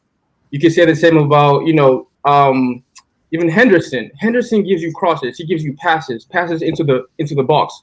What does Jorginho give you? I am agreeing with all of this. This is amazing. Yeah, I know the point that you're going to make. If it's like defense or offense, he's keeping the ball, right? Same thing with Kovacic. They can keep the ball really, really well. We need more than that. In the Premier League, it's a slow ball progression. Yeah, and he couldn't even do that yesterday, Daniel. Daniel with good takes, bro. No, I'm just saying you can't. Like we keep comparing ourselves to these other like Conte. People talk about Conte, and he can't. His passion isn't there, but his specialty is like harassing other players, making it uncomfortable, getting stuck in. So you're not getting the passing, but you're getting that. So, you can't. And we talked about Liverpool earlier on, right? And said, well, Liverpool's midfield, they don't really get you goals or assists. Everything comes from their front three. Well, when their front three is playing as they're playing now, they're fifth. That's what happens when you don't get goals and assists from your center mids. When your front three isn't working, you end up fifth because they're not scoring goals. Mane has 7 goals, 8 goals. Usually he has 20, right? Salah has 17. Usually he has 25. And Firmino has nothing, right? And usually he gets you about 10. So if your midfield can't get you goals and you're saying you're relying on these specialist, players, it doesn't really work. I'm not opposed to specialist players, but just be like Fabregas was too many of them. Right. You can have the Galacticos team, as good as it was, they had shed loads of fucking players. They still had bread and butter ones that just did a job which allowed the likes of R9, Ronaldo, and fucking Michael Owen and Beckham and whatever to go and do whatever the fuck they wanted to do. You still have to have some players. Again, they were the best of those bread and butter. But even have to be able to have someone that can just do something different, just change it up. And I think the big thing, again, I agree with you about the midfield too, is Kovacic can pass the ball around. Okay, he can maybe win the ball back. He can progress it up the pitch. Okay, probably something Mount could do. I'm not going to lie. I wouldn't want to play him there at the moment. Again, he's very young. Kovacic is a bit older, more experienced, Champions League winner on multiple occasions. So I don't know if I'd play him there right now, of course. But at the same time, you're pairing him with Jorginho, who just passes the ball around. And as much as that is great to kill off a game, is that worth 55 million quid when we do actually need a lot more in this team to be a real serious contender for the league? We need a Rice. We need Rice, man. We don't necessarily need Rice. I agree with Rice. Player. The thing to go back off of Daniel's point, it's like the style of play too is where we're not clinical enough either. So it's like when we do get in the box and we do get those chances, we're not clinical enough. So like the passing it around is kind of a waste. Like I feel like we need like kind of a lot of chances to score one goal. You know what I mean? We don't take our chances well. Like Liverpool, they get it to those guys and then they create. You feel me? They're very direct. They don't like waste a lot of time like when they could go forward, like passing it back to the center back. It's just like when we get to the box, there's like no creativity, and it's also I feel like the lack of chemistry. Like I don't feel like we had a consistent front three there where we know this is going to be the front three. That's been our problem. We don't know our best front three. Do you remember the Man City game where we got dicked 3-1? Yeah. And we were all so happy that we were seeing Werner, Pulisic, and Ziyech play together. It was like the first time they'd all been fit all at the same time, and we were all really looking forward to it. And we got fucked. We're 3-0 down in 20 minutes. What was the front three yesterday? The same. Oh, okay. There we go. That's right. I thought it was me. And it's because that front three doesn't. Again, they're all specialist players, which is okay if you can do the other stuff, but we can't do it. That's the problem. Exactly. Specialist players, but they're like all not for the same specialism, if that makes sense. And that's exactly what the problem is. But the problem is they're not even doing what they're specialists at very, very well, right? So it's like with Ziyech, he's a specialist at what? Passing. Yesterday, the amount of football atrocious. Atrocious. Like, that's the one thing you're supposed to be good at. If you're bad at everything else, the other team should still be scared of, you know what, if he passes this, I'm fearful of that. You know, if you're scared of, if you're not, you know, if Werner isn't good at, you know, hold up play, he's not good at passing the ball, he's not good at dribbling. If you're a goal scorer, at least they're always worried about that. But they're not worried about that. They're not worried about whatever you're specialist at. And it's like Fabregas, right? Fabregas was just a specialist at fucking passing. That was it. You know, he was a pass master. He couldn't defend, he couldn't track back, he couldn't run. But we always played him because you're always worried about his next pass. You're worried about, you know, the ball over the top. You're worried about the through ball. You don't get that with any of our players right now. Where it's like, you know, I'm worried about Ziyech making that pass. No, I mean, he might make it, but I'm not really worried. Yeah. Not only that, do you know what it is with Jorginho? He's too he's so special. It's like you've got to build your team around him. Well, I don't want to build my team around Jorginho. I want to build my team around flipping Havertz or Mount. You know, that's who I want to build my team around. Like, I'm sick of having to build a system around him. It's a question. What is all this build a team around crap about? Don't build it around one player. Fit the one player in this team. You know, create a team that again, Tuchel was saying about you want to create a team you hate to play against. Right. Make Mount or Havertz or any of the players, whoever your favourite one is. Obviously, we know it's Mount and Havertz for us too, but fit these people into said team. Don't fit certain person around it. Like everyone was saying about, we used to play Mason Mount at number 8 and it was his best position and the whole team was fitted around him. But to be fair, if certain other people were pulling their finger out their ass, maybe it would look a little bit different. And again, a lot of people are going to get this wrong and say that it's Lampard versus Tuchel, and it's not. I actually really like Tuchel. He's said one of the best things I've heard, which is get a team that is a nightmare to play against for now until forever, hopefully. And we've got players to do it. We're just not using said personnel in said positions. But they're all different. And again, that's part of Alonso is a not because he's inherited the squad, but. You know, also, I wouldn't blame Tuchel just for this reason. No. The reason is people are annoyed when he plays Mount as a number 10 because we all know Mount is probably better as a number 8, right? But you know, people are getting mad. Oh, why is he as a number 10? His passing isn't this, blah blah blah. Mind you, he's our top goal scorer in the league. But beyond that, right? Yeah, he is. That's how bad we are currently. But that being said. The reason why he does that is he knows Mount, you know, he did yesterday, but Mount rarely loses the ball, right? And he works really hard. He progresses the ball. How many times does Ziyech lose the ball? Oh, a lot. Right. Hold on. My point is this. So Tuchel is sitting there thinking, I'm not going to get the passing I want from Ziyech. He's going to lose the ball every 5 possessions, right? And he's not going to press as well as Mount. Why would I play him over Mount? That's a myth, though. I like. You gotta understand. That's why he starts. That's why he starts. You gotta understand, though. Like, look at the Atletico game. The moment Werner is making a run, Ziyech is putting him in. You need that person who takes the risk. Like, look at Bruno Fernandes, right? Look at Bruno Fernandes. He loses the ball like how many times a game? but he takes that. You need that player on your side that is going to give you a cutting edge. Like he's Yeah, the best. but Ziyech He's talking about yesterday. He had like he was the one that had to be sacrificed. He did play a dangerous ball into Alonso that the defender had to make a last ditch header on. Like but you know this is like from Ziyech. He's like we got him from Ajax. This is how he plays. Werner needs freaking from Leipzig. He needs like 10 chances to score a goal.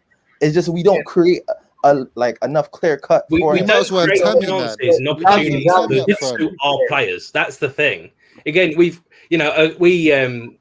was it was the Atletico game. We broke with Timo Werner down the left-hand side. He played it across Hakim Ziyech, ended up in the box.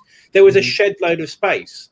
But the players that we've got and the way that we're playing at the moment is we are trying to walk the ball into the net. Yeah, that's Timo Werner is never going to be able to do that. That's what I'm saying. You leave him on because we could potentially get over the top.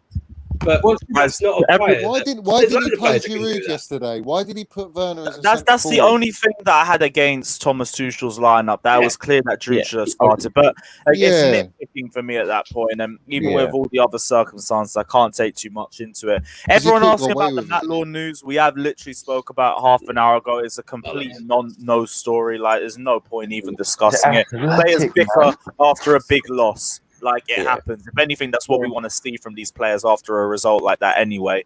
So I get big up to Shalista as well. Your donation saying, Johnny, no to Lukaku. I don't like buying ex-players at a high price. Also, Johnny, I want Declan Rice. I can't lie. You've been caught on a lap with that one still. I don't want Lukaku, man. I think if it's not your preference, like I get it. Yeah. Like, that's calm.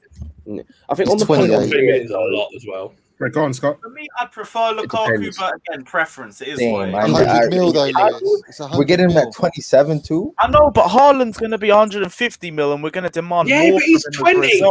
But we're going to demand so much more from him as a result of that. You're talking about a 20-year-old who may or may not come good versus a guy who's in technically. He will. We know he will. We know he'll come good. He will. His value goes down. Will we give the time? Do you really think he's going to be a flop? You really think? And also, Haaland would still go down if he didn't succeed in the Premier League as well. Obviously, there'd still be potential on his side, but you'd still see a drop in his transfer valuation too, and that would hurt more. I think you get the same. And Lukaku is technically speaking at the age where he's in the prime of his life. 27 exactly is around the time you start coming. And then in 2-3 years, we're getting that golden age, bro. Yeah, and in 2-3 years, he could have bagged loads of goals for us. I don't even think it'd be 2 or 3 years because I've already said I think this guy's game ages perfectly, especially with his build and the way that he plays. Like he'll just turn into more of a centre forward. Yeah, and there's no resale on him. No resale whatsoever. Bro, we're looking to win titles though. Like, you feel me? Why are we thinking about reselling when we should think about who's going to win us titles right now? But we need Lukaku will win it for us right now. And there's no guarantee. Listen, there might be. That doesn't win you the league, Daniel. Come on, let's be real. Buying Haaland or Lukaku doesn't win you the league the way we are now. There might be a guarantee that Haaland might be the best player in the world in the next couple of years, right? There might be that. But it might take him 3 years to actually get there. Same way he's taking Felix 3 years after he went to Madrid for 128. You know what I mean? Yeah, he's playing in an absolute do we have the dead patience? Team, man. Do we have the patience? No, we do not have the patience. I'm trying to tell you, we don't have the patience. Yeah, why does Abramovich want him then? Why does Roman want the guy then? I mean, he wants. But he's shown like he can do stuff. You feel me? Who's shown? And Havertz though, and we're playing Haaland at the goal rate that he's scoring goals. But the thing is, we need a striker to score goals. Like that's a problem area. Haaland's like the best in Europe at it. But that's a problem area because if we're saying in the context of getting Lukaku or Haaland, you feel? I'm not saying I would take Haaland with my eyes closed, bro. Exactly. But I'm saying in the context of getting Haaland or Lukaku, it's kind of more safer, and you kind of know that Lukaku. But allegedly, the fee for Lukaku is 120 million euros. It won't be that. Allegedly, Really again, cold, it's allegedly. Yeah, no, we ain't If it gonna was pay 60 100 million, for I'd it. buy him in a And heartbeat. it's- If it was 70 million, I'd probably do it in a heartbeat. But 120 I million don't think it's euros for 120. Lukaku. I think they're skyballing that just to like get you to. Probably they probably are. Do you know what I mean? But it's again, if they stick by it because the financial troubles they've got. Because I mean, we all know how badly Italy, especially, is struggling in terms of the old C word. But if they stick to it, are we just going to go? Oh, we haven't got any other choice, so we've got to go and get Lukaku. again, You know, another name. Is Lukaku going to do what Harry Kane did today, bruv?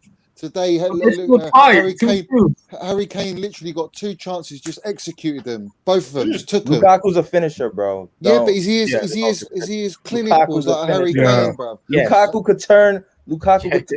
Once Lukaku turns a defender, it's over, bro. Yeah. Oh, Can I I get just- I really like Lukaku. I just don't know if I'd pay 120 million quid. Yeah, the At least 120 million is questionable, bro. At I least could agree with with that. Haaland, if you paid 150 million and it didn't work out, you are still going to get that money back for him. Yeah, but like, he helped you what in shirt sales, he helped Would you you- in would you- players. I He would mean, help a lot, where I don't know. Coutinho if It's going to be has that generational, man. Listen, know could- that, know but that? what Coutinho we went for right now- Of course, you 128. don't know. But again, this is a gamble you've got to take. Aguero's being mentioned here. You want a proven goal scorer? That's the bloke there. Yeah. That's it. Again, You that's want to another go Again, gamble, again, bro. another That's risk with another Aguero. gamble. Is he going to stay fit? There's That's risks what in I'm saying. every exactly. signing It's, you make. again, there's so Yeah, many but again, risks. Guaranteed. but guys, Exactly. not There's to- risk in every Big up- signing there you is make. this- One sec, guys. Big up Chelsea's perspective, saying the loss to West Brom is a brutal lesson just in time for the match against Porto. Again, that game's just got a lot more pressure on it because if we drop points in that game too, we're going to have so much more Let's not pressure. drop points to quarterfinals. Yeah, I mean, if we if lose the game or draw, like, If we that's a weird lose. typo, but you get what I mean. Big up Paul Jr. as well, saying Aguero will be a second or third choice option if he comes in. I'd We aren't take going to him rely on him for a regardless. full season. I'd I'd still take him. regardless. Yeah. Yeah. Still if, take him. if, Also, as well, I was going to say, like, If if Striker was the risk only- in signing anyone, then what's the point of signing anyone? Every signing you sign, wherever you sign him from, will be a risk Yeah. because he doesn't do the system, or he's from a different league, or you're going to ask him to do something that he can't do because he might have done something different at the team he was at. Like, say, for example, we signed Neto, I see been mentioned. He'll be coming from playing in a counter-attacking team to playing in a team where we're going to have more possession. So there's risks in whoever you sign. But you know what? You know what I I say? just feel with Haaland there I is don't- less. I don't say there's a What? risk Then with Lukaku? Havertz. When we bought Havertz, there was How? no You risk gotta for me explain whether that. it was going to work. No risk because the guy's going to be a baller for Chelsea. He'll be a baller whoever he plays for. Yeah, right? There's still a risk there's a with risk Havertz. to win. This is why Lampard got fired. There's a risk to when these players are going to come good. Yeah. Tuchel needs the next striker to come No, good. it's just patience. It's not risk. It's No, patience. hold on. I'm saying Patience. no, not for the manager. It's a risk because he needs a striker to score 25 goals next season. Now, if Haaland needs 1 season or needs 2, and he's going to score 35 in his 3rd season, that doesn't help him, right? That's like, yeah, that's great that you can score 35 in 2 seasons, but I need somebody who can get me 20 next season. If Lukaku can get you 20 next season and 20 the following season, and maybe 18 the following season, and you win 2 titles, but Haaland, starts scoring 35 from that 3rd season on, that's fine. We still have 2 titles. It doesn't really matter to me. The problem is, Daniel, That's we a don't fact, have Daniel. goals anywhere else. Anywhere. Yeah, Right and that's why now- we spend 150 million on one player. We still Yeah, need to get a but- DM, but- probably need to get an attacking mid, probably need to get a few more don't need players, that. and then or like a winger, right? But spending all that money on your center forward, are we going to get 55 for Rice? Probably not.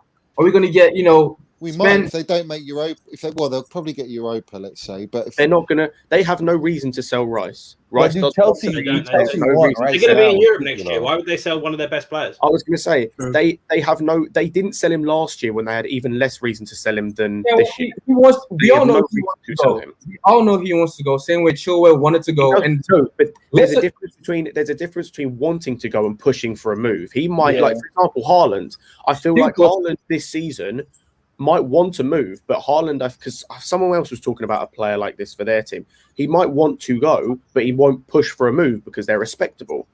It's just like Hazard. Hazard wanted to go to Madrid for years, but never pushed for a move because he was respectable. Rice might want to go somewhere else, but will never push for a move because he's respectable. And if he doesn't push for a move, they have no reason to sell him for less than the 80 million they want for him. Absolutely none. Because no one's willing to pay it. And if anyone is willing to pay it, they're a fucking idiot. But Roman, if he wants certain players, he'll pay the money for them. Marina will go in there and she'll try and get the best deal for Roman possible. So Yeah, I don't really That's his worry job. about money. I think it's more about the profile players we're buying and who they are. And if Tuchel has a good season this year, give him whatever he wants because he clearly knows what he's doing, and he can challenge for us next season. Right now, he's doing a great job with what he's got, and let's wait till the end of the season. But you don't turn away from Haaland. You don't a player like that. If you've got the opportunity, We're not saying I that. agree, but again, I go back to my next point. year, I there's made about before. 5 different clubs in for him. It's not even that. Did you say the end of next year or this year? End of next year. This year, there's going to be a few. End of this year, there's going to be that many clubs in. You saw what Mino Raiola was doing. More. Yeah, but they don't all have the money for him this year. So if we don't get Haaland, you're just gonna pass up on Lukaku? 120 million quid. I would not the 120 mil, not the 120 mil. But again, this is the thing. If this is the fee that's being spoken about, this is the fee we've got to deal with. If it's a fiver, I'm taking Lukaku now. Do you know what I mean? But that's not the fee that's being rumored. Say Lukaku goes for 70, 80 mil. You pass 70, up on him? I wouldn't pay 80, no. You're bugging. Lukaku? I wouldn't, no. On Lukaku? I think you just don't want Lukaku at the club, bro. I wouldn't. Lukaku for 3. You had players like. If he led us to a league title, at least we got Tammy, bro. We got Tammy, bro. Tammy over Lukaku. No, Johnny, stop this. Jesus. Johnny, don't start the fireworks, please. Johnny, have you been drinking today? Johnny, stop this. I know it's Easter, but Tammy. I feel like Lukaku's wasting. Tammy's gonna leave, isn't he? He's gonna go. He's gonna leave us, man. Here's why. I wouldn't want us to spend a majority of our budget on Haaland because we're not balanced right now. As we can see, our team isn't very balanced. Clearly, if you just want to go like we were under Lampard, if you just want to attack, we'll probably score a lot more goals and create a lot more chances. You can't do that though. What happened with Liverpool the season before they've had Van Dijk? They just tried to outscore everyone and they couldn't because they didn't have the centre back or the DM to do it, and they just ended up. Yeah, they scored loads of goals, but they conceded a fuck ton as well. And I think that's the thing is you have to get the players defensively. So, like for example, we talked about you talked about Kovacic and about having the specialist players.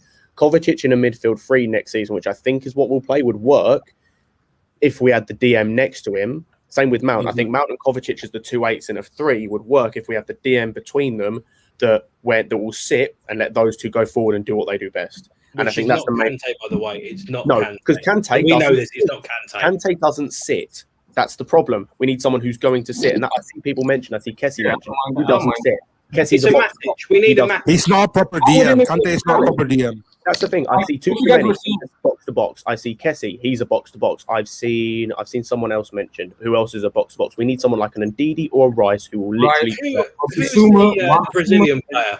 Zouma, Pereira, Ndidi. Apparently, Zouma's a good player.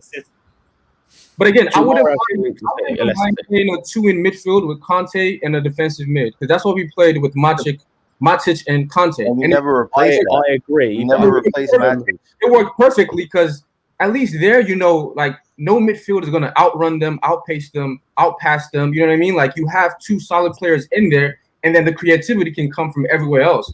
But if you're talking about, I wouldn't even mind that. We just need a defensive mid. Yeah. So hypothetically, right? I'll take this. Hypothetically, if I can make a choice about money, right, and who we signed, and let's say the choice was 160 for Haaland on one hand, and 80 for Rice and 80 for Lukaku on the other hand. That's a different story. Now we're talking different. No, listen, that's what I was saying, though. I'm not saying it wouldn't be 160 for Haaland. It's 153 million euros. That's about 127 million sterling. 30 million quid. But you get my point, right? But you still get my point. Point is, like, if you bought Lukaku and Rice, that's still way over Haaland's budget. That right there turns us into some type of contender. That makes us balanced. Getting Haaland on his own for 150 or 140, whatever you want to call it, doesn't make us title contenders on his own. But if we can get I'm just giving that scenario. I wouldn't pay 80 for here, but if that was a choice and it was like, it's the end of the transfer window, you have 160, you have a choice. Either spend it or you're fucking screwed. I'll spend it. But also remember, we're going to sell players as well. We're going to try. We're going to try. Whether they're 20 million, 40 million, 30 million, it all adds up, and their wages are off the books. So that will free up money. Plus, Roman's got endless pot if he wants to spend this year. Yeah, financial fair play don't exist anymore. So like he can go and get Haaland from just selling players. Do you know what I mean? Barkley's got to go for me. Barkley's got to go. Emerson, Alonso got to go. Batshuayi, Loftus-Cheek might go. Bakayoko might go. That's easily like 150. Any of the midfield for me. Really, any of the midfield except for, I think Kovacic is a good squad player. I think, Kovacic, Mount, Conte, Gilmore, and that's it. Everybody. I do have to leave. I will say on one point very quickly. You be trolling on Monster's channel. I will say very good takes, bro. Before I go, I will say this: if you want to sell Kante, if you want to, you have to do it this summer, because in years to go, you're not going to get the same price for him. For me, if you sell him now, I can understand it. Otherwise, you're just accepting that he's going to slowly fade out. But if he's your long-term plan, it's not. It doesn't make a lot of sense. I still think we need a fair bit, but you cannot rely on only to be Kante. And I've heard a lot of people say a lot of names, but for me, if you either sell Kante now or you keep him and let him fade out and he becomes a Chelsea legend, that kind of thing. Even if his performances do decline, but don't expect to sell him next year. Why are we skipping over the fact we need a CB too? Oh, we need a lot. We need a lot. Not really. If we get that CDM, look at Liverpool. See you later. Peace, Craig. Look at Liverpool now. As soon as Fabinho has gone into CDM, Kabak look completely different, and they're both tragic. Kabak's fucking awful. See how important and destroy a DM is. The last 10, 11 years, the only team that has won the league without one is Leicester City, which is why I keep saying it's so important. Without what? They played a 2 in midfield with Conte. Without what? Yeah, no, but the system they played. They played a different system. They played a counter-attacking system where having Kante and Drinkwater, all you had to do was get Drinkwater to do the simple shit and Kante to just win the ball back. They played a counter-attacking system, and that's how they won it. You gave it to Mahrez to give it to Vardy to score. That was what it was. It was long ball to Mahrez to play into Vardy for him to score. That's how you won the league, being defensively solid and playing on the counter-attack. They didn't need the DM, but with our system, we need that DM. I really hate this talk of like getting rid of Conte. You need an older defensive player in your team at all times. Like he's our world-class player. We only signed him for 40 million, right? Like if people remember all our old teams where we were signing Makalele, Jeremy, and Deco, like all these guys were over 30, and we had Mikel and all these other younger guys in there, but you still need that older head. He only cost 40 million. He's won a couple titles. I don't care if he's injury prone. Just leave him there. Like, why sell him to find another player for 50 million? Yeah, because he's the best in the world at what he does. I agree. I would say that from next season, though, I would say if we get that DM, in terms of our sort of first 11 that we play the majority of the time, I would say he doesn't get in the first 11 if we have the DM. But he is someone we should be keeping around the squad, definitely. Like I don't think we should get rid of him, but I think from next season, if we get that DM, as I said, I think next season the midfield should be the DM, Kovacic, and Mount for most of our games. And if we play a team where we're going to be on the back foot a little bit more, then okay, you go take Kovacic or Mount out, and you go right Kante in, so you give a bit more defensive solidity. Yeah, but I agree. I don't think sell him, but I think it becomes a bit more where he doesn't play quite as much, especially because we've seen the injuries are a problem. He doesn't play quite as much, and the fact that we can afford to not have to play him every game. Yeah, If you have a DM, then you can play different systems, right? Then you can play a DM with a player like Mount, or you can play a DM with a player like Havertz. If you're playing center mid, you can switch it up if we need to get goals and still be okay with a DM and another midfielder. Now, the best you can do is have Conte in there and hope Conte doesn't roam, which he's going to roam. So he doesn't sit. No. Our only sitter in terms of midfield is Jorginho, and he's nowhere good enough defensively to do that. Like Kante roams, Kovacic roams, Gilmore at times roams. Yeah, like Jorginho is the only one that sits, and he's not good enough defensively. Not good enough.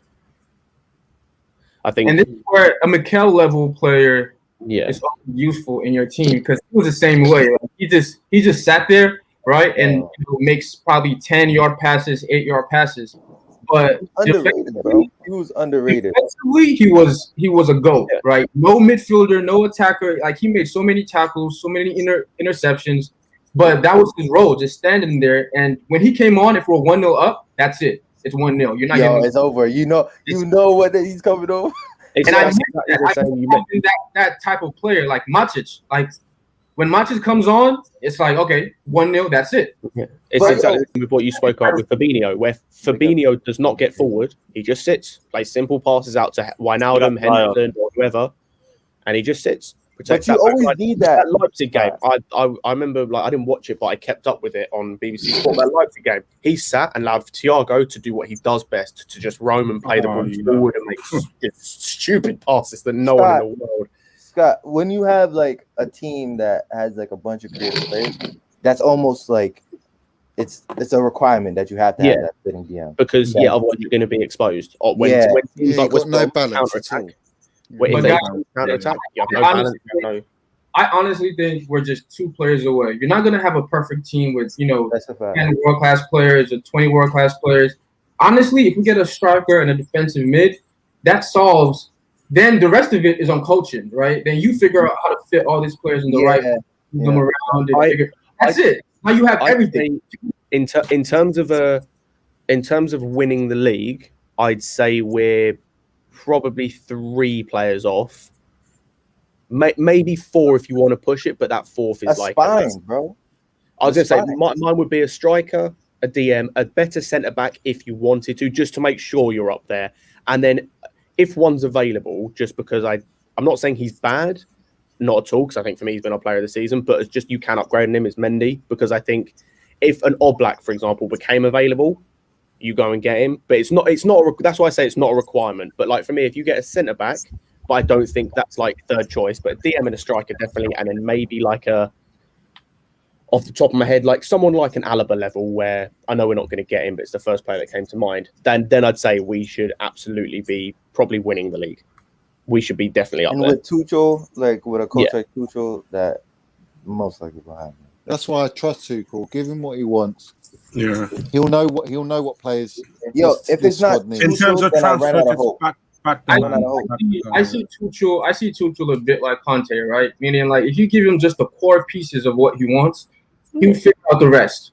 Meaning, like, he wouldn't need to, like, Conte didn't need to have his own right back and get his own left back and get his own center backs and everything. He figured it out. He like, you know what? I'll figure the system out with the rest of you, but I need a center forward who can score goals and a center mid. I need those 2 things, and if I get those 2 things, I'm good. So I feel he's the exact same way. Like, if he gets his defensive mid, he was just making a good point. Forward, huh? Well, that's a shame. What? Is he coming back? He was just saying something. He disappeared. He asked you what? He asked you what? And I was asking you what? No, he didn't hear what you said. You cut out. Oh, I think that was just you, mate. Was it me that cut out? I thought it was you. Yeah, I heard it. I didn't hear it on my side. That's me then. Go off. But you know what's crazy? Matic's ball playing ability is underrated. Like, for example, did you see that pass? Remember the pass to Hazard? Oh, yeah, man. Yeah. No. Matic at a point he had probably like 7 assists in the league. Get you assists all the time. Second title. Even that ball before the assist, like getting it to those players. You feel me? That could give you that creative, like he was a technical 2-footed player, man. Like, he was one. And he's known to hit a screamer once in a while. Nah, but he was a really good. Again, you don't need a world class. That's why I keep saying balance. We just need balance. Just get. And he had height. That player, Mourinho brought back. Jose brought Matic in, right? And that allowed him to go and win us the league. Like, but do you know what that is as well? That comes back to being able to scout the type of player you need, and I think that comes back to something I mentioned on a previous live stream where it's just scouting is needed. Like we've had this talk about Lukaku and Hazard have Haaland's got there eventually, and getting a DM, and it's like you can get all these players. Like I'll be like the DM we get probably won't be anyone that's a name value, but it all comes down to identifying the right player that's needed. Like I go back to Leicester, who probably Leicester they've got the best scouting team in the league there. And Didi, I think, came from the Belgian league, came from Ghent, I think. And he turned into one of the best teams in the league. So it just comes down to identifying what you need and the people, like the attributes you need, and it comes down to having the scouting team that can go and go to the Belgian league and find that type of player, can go to the Dutch league or the French league or the Brazilian league or wherever and finding that type of player. And I think that more often than not, or not more often than not, I think at times we've shown that we're lacking in that area where we'll go and sign players that's a name brand, but that just doesn't fit at all. That just does not fit. I think of Morata, just didn't fit. It was just because we didn't get Lukaku. Kepa was because at the time he was mentioned with Real Madrid, but that was a stupid signing to make because it didn't fit. And I think that our scouting team needs to identify the right, like what attributes we need and go and find that the players in the world that suit that. Yeah. But I'll say this: there are very few players I've looked at other teams and said if they come to Chelsea, they're just going to fit in, and that's why I'll pay 80 million for Rice. I think he just, for some reason, I just think he comes in and he's not going to need 2 games, 3 games, 10 games to just fit in. He's going to fit in. Same thing with Costa. I was watching Costa play and just knew, like, yo, when he comes here.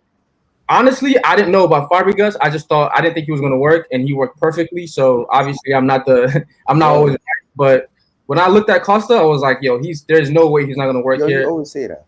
I think I just felt that. I just felt it. But listen, no way he's going to work. Jose Mourinho in that first season after, he's like, I need 3 players. So he told Fabregas, he's like, all right, I think he was talking to Costa. He's like, I'm going to get Fabregas and I'm going to get somebody else, and then we're going to win the league next season. That's the thing I love about Mourinho. We didn't get like those flashy players that are just like, headlining stuff right now. We already had them. We got the players. For example, getting Drogba over Ronaldinho in 2004 and 5. He said Roman was going to splash the cash on Ronaldinho. He said, no, get me Drogba. I need Drogba. And look how that turned out. It's just that Mourinho always clashes with the players. And like, fell out. I think as well, Daniel, to your point, what I like about Rice as well is, going back to what I said, is you don't necessarily need to find always as well that necessarily have the right attributes, but if they're coachable, and that's what I like about Rice, is you can coach him into that's a fact the style you like. Like certain players, like I don't think Jorginho, I don't think is coachable into playing a different style. I don't think he's a bad player. I just don't think he's massively coachable into learning a different style. But I think Rice is, and I think certain players are, where you can develop their game to play a slightly different way to what they used to. And with Rice. With Rice, that's life too. That's just life. He can mold. So sitting DM, he can mold into centre back position as well. Like Tuchel can do that. Like his attitude, bro. His attitude. Yeah. And he loves Money Mace, man. Like, I didn't want to mention him, but this is why I like him. That those qualities that you see. It's called backbone, bro. Backbone. We need that. I see the same thing in him that I see in Rice, where it's like, they're going to get better. Like, these players are going to be at the top of the pile, even if they're not at the top right now talent wise. When the smoke clears and they're 24 and 25, and you're comparing them to the rest of their peers when they were 20 and 21 and more talented, those are the top of the pile because they work and they have the attitude, and you can tell they learn. And I learn it. That's what I like about Havertz. Like I've seen Rice learn. I've seen Rice learn playing in the man. You know what I mean? Like I've seen him be less rash. He's way less rash now than I saw him a couple years ago.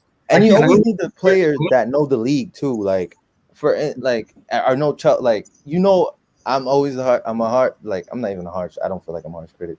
But with Mount and Rice, that they're gonna fight and give your all for the badge. That they're gonna be future leaders. You know what I mean? They know the league. You need those players in your team. You feel me? And if they make it, they're not leaving. Because where are they going? They're already at Chelsea. Like if they become like the best midfielders in the freaking league, right? They're not thinking, oh yeah, I want to go to Barca now. No, I'm staying at Chelsea because we're Chelsea through and through, lads. You know what I'm saying? That's why you like those type of players, because you're talking about Haaland. If Haaland hits the heights that he wants here, maybe he wins a couple titles and he's 25. He'll move. He's going to Real. If So Haaland will comes, he Havertz. will leave. So will Havertz. Yeah, it's like it's time to go, right? But Lampard, the rest of them didn't leave because why am I leaving when I'm the best player in the league and I'm in the best team in this league and I'm English? So you can hate people might hate English players, but the best English players don't leave. The best Like Scholesy, innit? other players leave. Mhm. Yeah. Yeah. Bang on. You cut out Daniel. No, he did. He was done. Oh, I talking. wasn't going to say anything. Last time it was. So. No, I wasn't done talking, man. All right, Yeah. cool. All right, we're at the 1 minute 46 1 hour 46 mark. So, anyone got any final thoughts? I'm looking forward Yo, we need to a win, bro. the adventures in Sevilla on Wednesday night. I want goals, man. Like, score some goals. I want to We're see. not like I think with of this all the one, teams, I think Hold on. Porto are not good enough defensively. Like we saw against Juve. I know Juve are like have got good attacking talent, but they're still in a poor run of form and they score goals. So I think Yeah. it's a poor. They're very good going forward, but terrible defensively. And I think if we're going to score against any team, if we don't score against Porto, then we haven't got a hope against any other team. we're worried. Porto, we need to be scored against. If Defensively, we can't beat Porto, we don't deserve to go through. Simple as that, man. And then the Sure. thing is, they're missing key players too. That's facts. I think we can beat In them. fact, we should be cementing top four. We don't get top four. I mean, Tuchel's a good enough manager. We've got a good enough squad. The teams around us, we should not be worrying about West Ham and Spurs, man. Like we Yeah, should be next- clear of these guys. Next Liverpool, I few can weeks. understand because they're, I'm only worried about Liverpool, honestly. Yeah, same. That's it. Liverpool. who are Porto Everton have a couple games in hand. No, You know as well, PSG are without Verratti because he's got COVID, and Bayern Munich are without Lewandowski. So that's going to be very and interesting. Real Very Madrid are without Ramos as well. interesting. Oof. that's big. That's huge for them. Whenever they don't have Yeah. Ramos, they start like City genuinely They're have a weak chance at the to get back to the without final. Ramos. City genuinely have a chance to get to the final of the Champions League this year with yeah. Lewandowski being out because they don't have another replacement. Like they do, but he's awful. they're not gonna score as much goals. Bayern. No. They're gonna They'll rely on probably like create a the 1-0. chances, but they won't score as many. Yeah, they're gonna rely on like a 1-0 or 2-0 to like win. Who said that Porto were missing a couple of players? Me. I don't know. Do you know who they're forgot. missing?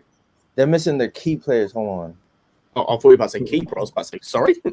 No. Oh, Oh, Sarr. this is Yeah, epic. Miles guys. cannot play against us. I think. He can. Rate BBC 5 Live Sport. So Juliet Grace says, in the past, holding on to a lead is what you've been so good at doing. Jose Mourinho, he replies, same coach, different players.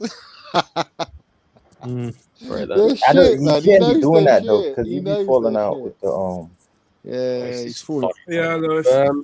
Love it. Pretty much looking forward to Wednesday night. Hopefully, it might be let's good go. than yesterday. Hopefully, You we can didn't, turn you didn't things watch around along, and be back Lewis, to for winning that West. one. Of course. Yeah. Always doing watch-alongs. If you're ever about, just give us a shout. If not, live review as always, so we can come break down the game anyways. But yeah, we're going to end the stream here. We should be streaming tomorrow. If there's not any big news, we'll probably just talk about Tammy Abraham because that's a good enough talking point in itself. And we'll discuss whether he still has a future at Chelsea or not. But we'll use that as tomorrow's video if there isn't any news. We're not talking about the Matt Law news because it's a load of R. And I can't be asked to waste time. He's gone a bit It's a reach, flip-floppy bro. It's a recently, reach. man. They're reaching. He's Bro, gone flip-floppy. There was a bigger story in Reece James and Asby beefing than Rudiger and Oh, Kepa okay. He just training pitch.